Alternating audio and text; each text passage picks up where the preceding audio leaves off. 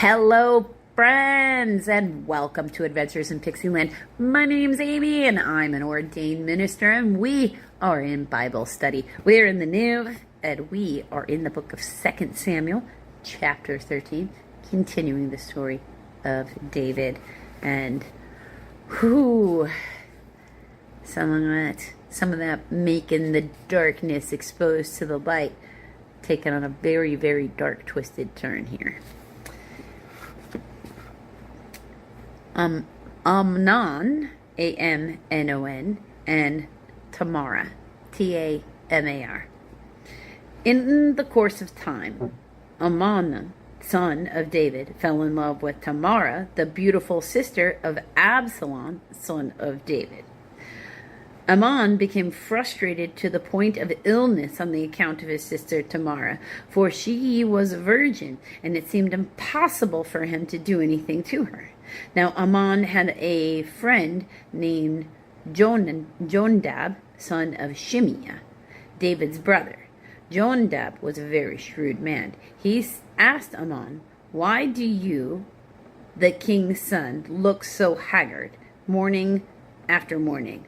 Won't you tell me?" Amnon said to him, "I am in love with Tamar, my brother's Absalom's sister." "Go to bed and pretend to be ill," Jonadab said.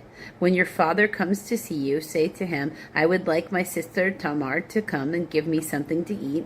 Let her prepare food in my sight so that I may watch her and then eat it from her hand.'" So Amnon lay down and pretended to be ill. When the king came to see him, Amnon said to him, "I would like my sister Tamar to come and make some special bread in my sight so that I may eat from her hand."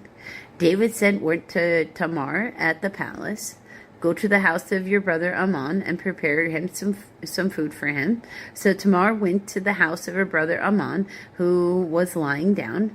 She took some dough, kneaded it, made the bread in his sight, and baked it. Then she took the pan and served him the bread, but he refused to eat. "Send everyone out of here," Amnon said. So everyone left him. Then Amnon said to Tamar, "Bring the food here into my bedroom so that I may eat from your hand." And Tamar took the bread that she had prepared and brought it to her brother Amnon in his bedroom. But when she took it to him to eat, he grabbed her and said, "Come to bed with me, my sister." "Don't, my brother," she said to him. "Don't force me. Such a thing would not be done in Israel. Don't do this wicked thing. What about me? Where could I get rid of my disgrace? And what about you? You would be like one of the wicked fools in Israel. Please speak to the king. He will not keep me from being married to you." But he refused to listen to her, and since he was stronger than she, he raped her.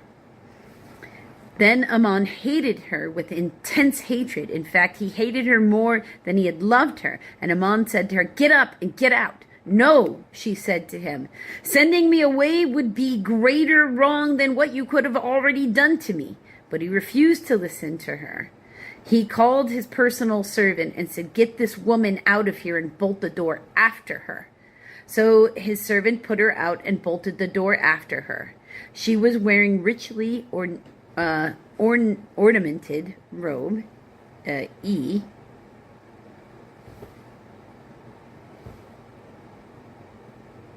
meaning for this in Hebrew is uncertain. For this was the kind of garment the virgin daughters of the king wore. Tamar put ashes on her head and tore the ornamented robe she was wearing.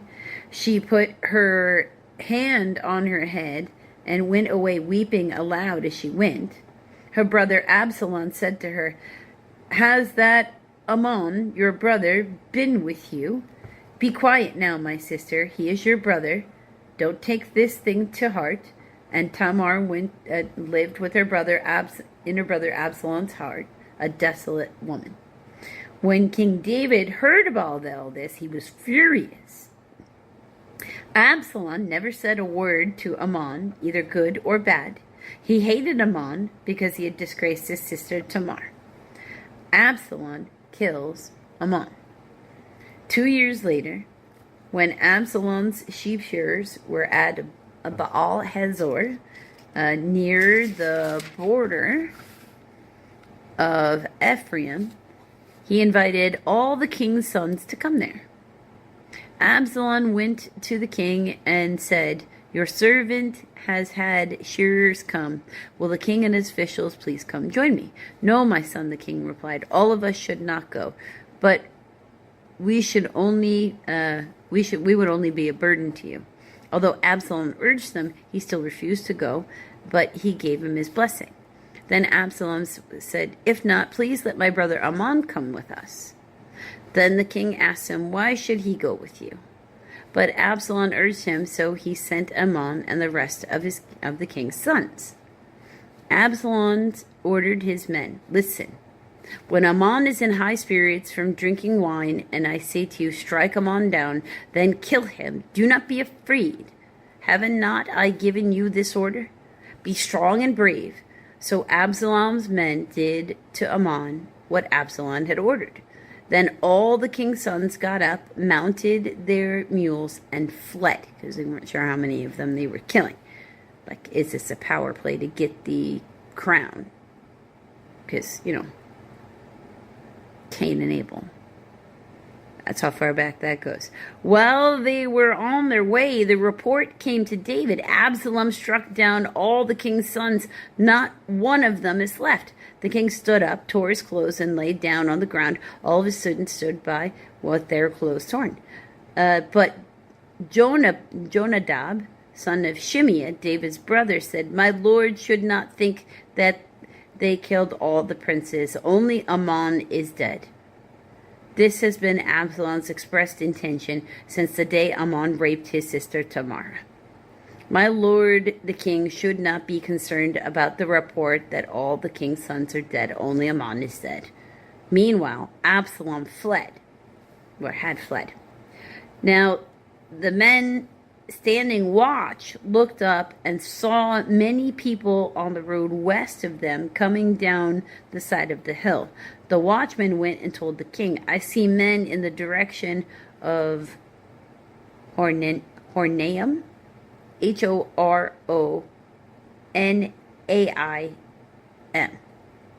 Totally could be pronouncing that wrong. Just make that clear. On the side of the hill. That's the Septuagint Hebrew. Hebrew does not have this sentence. It comes from the Septuagint. Okay. Jonadab, that's the Greek one. Jonadab said to the king, "See, the king's sons are here. It has happened just as your servant said." As he finished speaking, the king's sons came in, wailing loudly. The king, too, and all the servants wept bitterly. Absalom fled and went to Tamala, Talmai, son of Ammihud, Ammihud, the king of Geshur, Jeshur. But King David mourned for his son every day. After Absalom fled and went to Geshur, he stayed there 3 years. But the spirit of the king, the Dead Sea Scrolls and some Septuagint manuscripts, Masoretic texts, but the spirit of David the king longed to go to Absalom, for he was consoled concerning Amnon's death. Sort of like he mourned for his son, but he also, this is a culture that believes in the still at this point where the story is at, believes in the blood right to, like, eye for an eye, tooth for a tooth. So you disgraced my sister, so I murdered you. It was his blood right. And that would be why he fled, so everybody had time to calm down. And then David eventually could forgive him, because this is how this culture works. It was socially acceptable. So, until the next video, friends.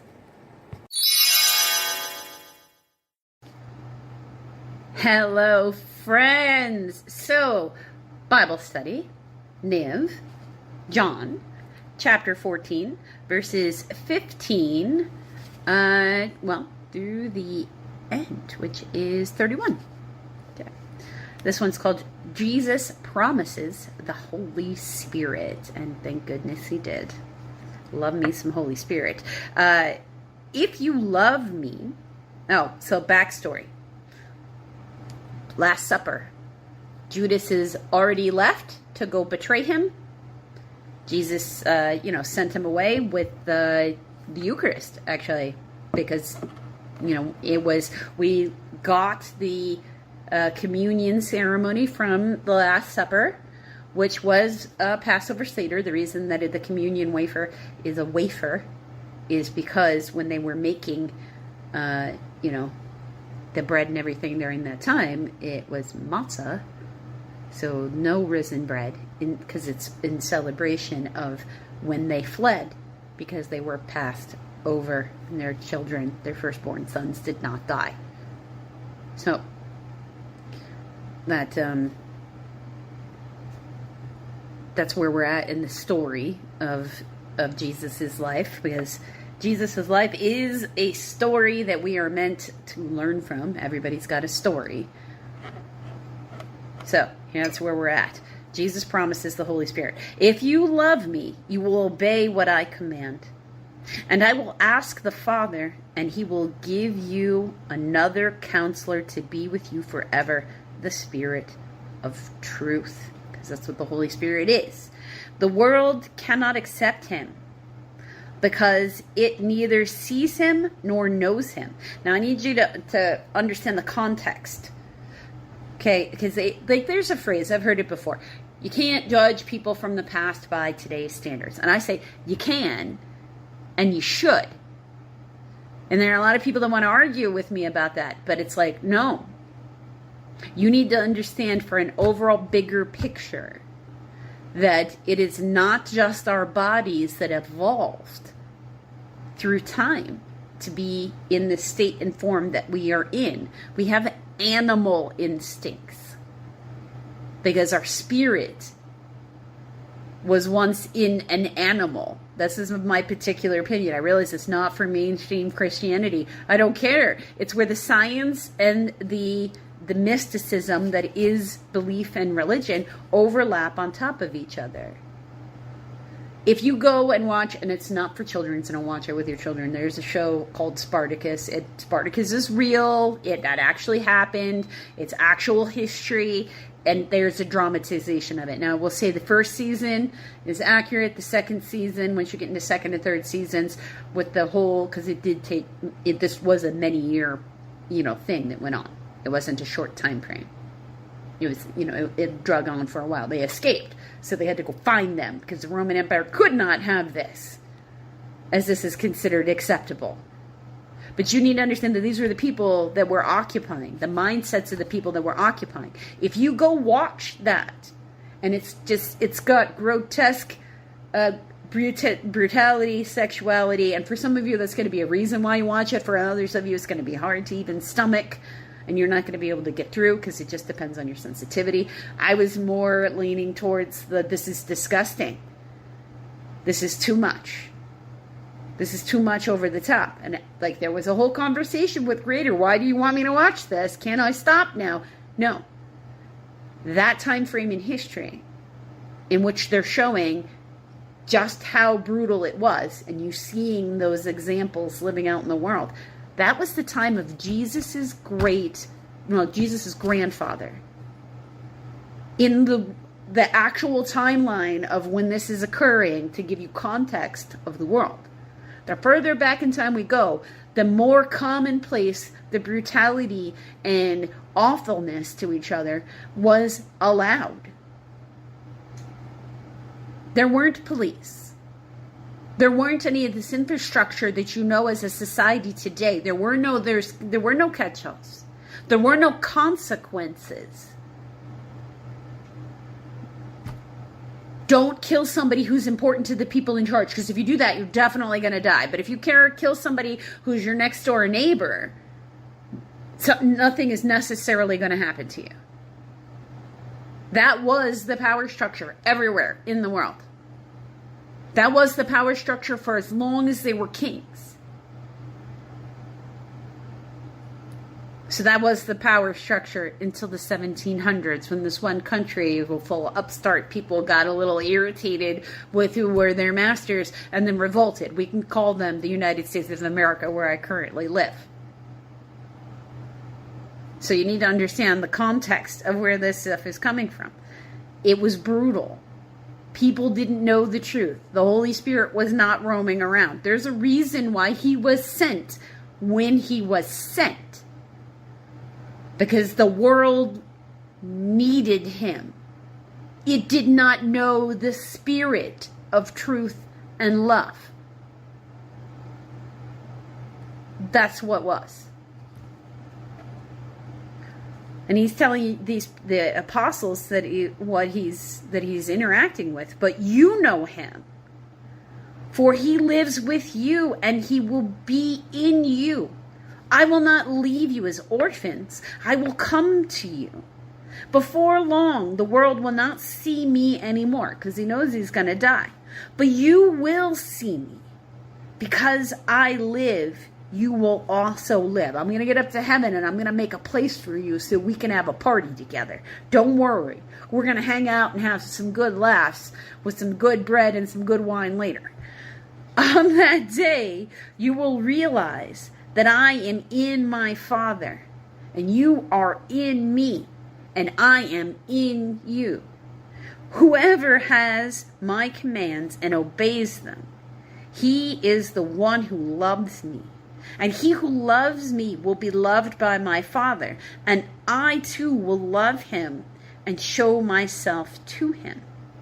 Okay? So he's, I'm going to get up there and I'm going to make a path and a way. If you just follow what I'm teaching you, if you're just helping other people heal, if you're just, doing good for other people, if you're just promoting my word and not harming others and being compassionate in grace and following my example, you will get into heaven. My name will get you in the door if you act the right way. Because it can't just be lip service. You actually have to live it. When the Holy Spirit comes upon you, that's God moving through you to other people. And only ever does that in order to help and heal. It's never a case of he's going to do that and he's going to hurt. Sorry. The technology around me in the background is revolting. My tablet was suddenly listening to me without me telling it to. Then Judas, not Judas Iscariot, said, Lord, because there were two. Judas Iscariot, like I said, is already going off. But Lord, why do you intend to show yourself to us but not to the world?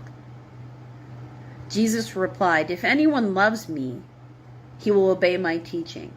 My Father will love him, and he will come to me and make our home with him. He who does not love me will not obey my teaching. These words you hear are not my own. They belong to the Father who sent me. So he's like, well, I am going to expose myself to the rest of the world. Not just you, but through you, you're going to teach what I have taught you. And then those people will know me. And then they will come through. And then they will come to the Lord. So they will be allowed to get into heaven. They will know the Holy Spirit. They will know the Father, because the Father will be able to identify them by the way they live their life, by following the physical example that I have set. That's really what he's saying. All I have spoken while still with you. All this I have spoken while still with you. But the Counselor, the Holy Spirit, whom the Father will send in my name, will teach you all things and remind you of everything that I have said. Peace I leave with you, and my peace I give you, which is literally in the Eucharist. I do not give you as the world gives. So, it's not necessarily going to come in the form of money. It's not necessarily going to be material abundance. That's not necessarily how he's telling you to, the things will come in. You're going to have a richness and abundance in other ways. Lots of good times, great laughter, plenty of food, shelter over your head. Maybe you're not rich, but hey, you're not stressing over your bills. All those are abundance. So he's going to give you a joyful life. He's going to nurture your strength of spirit, so when the devil starts laying hands on your life, because when stuff starts breaking and stuff starts going wrong, that's a sign that you're not having divine coverage, or that you're being interference is occurring. And sometimes that interference is allowed to be let in because your energy and vibration, your woundings, are out of alignment someplace. That's what those life lessons are for. So that you change something you're doing to get yourself back into center and alignment. All things on this realm want to even out. Do not let your hearts be troubled, and do not be afraid, because the Holy Spirit will come to you and give you the answers you need when you need them, if you are asking. You heard me say, I'm going away and I'm coming back to you. If you loved me, you would be glad that I am going to my Father. For my Father is greater than I, so don't mourn my death. I have told you now before it happens, so that when it happens, you believe. I will not speak with you much longer, for the prince of this world is coming. That's the devil. Okay, so you understand. In the Jewish culture, which is what Jesus comes from, there is no hell. The devil has dominion of earth. Here is where you learn your lessons. Earth is where you learn your lessons. So if they had something that was equivalent of hell, it would be earth. Satan has dominion over this 3D realm we live in before Jesus came. Satan was running around, running everything. That's why the Old Testament is the way the Old Testament is. The Jews were the best people that God could find at the time, because the devil was roaming around. That's why when you get into the Old Testament, demons are everywhere. People are being possessed. They can't tell the difference between possession and mental instability. You can't see any of that. Like, all of that was that way, because the energy that was evil, it's just Satan, what Satan is, was roaming around. It's an absence of God. Satan is essentially sin incarnate, but he's a sin incarnate. There are other demons that are other sins incarnate. That's a whole other different thing. He has no hold on me. The devil has no hold on Jesus. But the world must learn that I love the Father, and that I do exactly what my Father has commanded me, which is to die in like a ritual ceremony for the protection of the rest of us, for the removal of sin. Come now, let us leave. Because when he gets arrested, we know he's not there. Right? We know he's out in the desert. He has to go have his moment with Satan. All of that is foretold, and he knows that. Because he knew he was a ritual sacrifice from the time he was young. He was a psychic. But he decided is that he loved us enough. He loved the world enough that he decided it was worth it. And if that seems like a foreign concept to you, I'm going to tell you to turn around and look at your first responders a little bit closer. Because your first responders by nature have decided that despite the risks that exist in their job, they're going to do them anyway. Because other people need their help. The Holy Spirit often comes upon your helpers. And that's usually where you'll find them. If you're a fan, like I was as a child of Mr. Rogers' Neighborhood, there was an episode in there where he always told you to go find the helpers. Because they always exist. The Holy Spirit's out there roaming around, inspiring people to be good, doing good, right this moment. Let's try to see if we can find it. Because, it's such a wonderful feeling.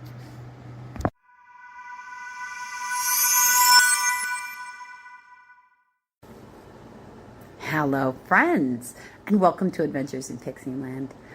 My name's Amy. I'm an ordained minister, and we're in Bible study. We are in the Niv, and we are in Psalms, Book 5, Psalm 119. Now, we are going to actually be learning our alphabet. And when you're like, what? It's the Hebrew alphabet. This psalm is quite long, because it's every letter. There's all these different sub-things that are letters of the Hebrew alphabet. So we are going to be doing only verses 1 through 16, which is actually going to get us to Alf and Beth, 2 letters of the Hebrew alphabet. So Alf being the first one, which is the one that sort of looks like an N character in calligraphy pen. It's also silent. It means an ox, a bull. It also means the on high. So, it's him. The silent that is always there. The consistent silent that is always there. Blessed are those whose ways are blameless, who walk according to the law of the Lord. Blessed are they who keep his statutes and seek him with all their heart. They do nothing wrong. They walk in his ways. You have laid down precepts that are to be fully obeyed. Oh, that my ways were steadfast in obeying your decrees. Then I would not be put to shame. When I consider all your commands, I will praise you with an upright heart as I learn your righteous laws. I will obey your decrees. Do not utterly forsake me. And then Beth. So that's like the equivalent of the letter B. There is no real vowels in the Hebrew alphabet, just so you're aware. And it sort of has this shape. But on this piece right here, the downward, this bottom piece, it extends just a little bit past the vertical and back. How can a young man keep his way pure? By living according to your word. I seek you with all my heart. Do not let me stray from your commands. I have hidden your word in my heart, that I might not sin against you. Praise be to you, O Lord. Teach me your decrees. With my lips I recount all the laws that come from your mouth. I rejoice in following your statutes, as one rejoices in great riches. I meditate on your precepts and consider your ways. I delight in your decrees. I will not neglect your word. Isn't that beautiful? And so the next part of our alphabets.